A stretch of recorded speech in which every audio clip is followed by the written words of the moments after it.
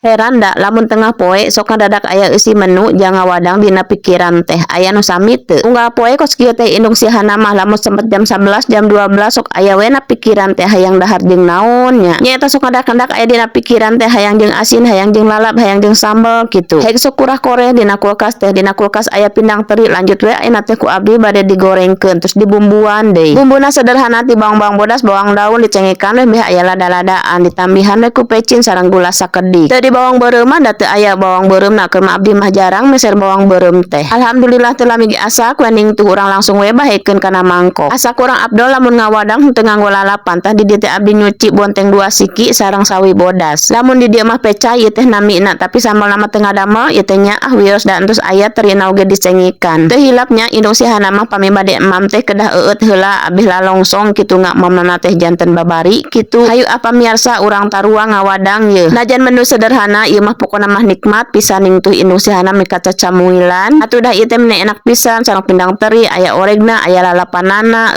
mantap pisan. Pokona mah emam sareng nu kieu mah paling enak ceuk indung sihana mah da ari jeung daging masuk aya waktuna geuninganan urang teh keur resep-resep sareng daging. Tapi da tetep anu menggugah selera mah emam menu kieu.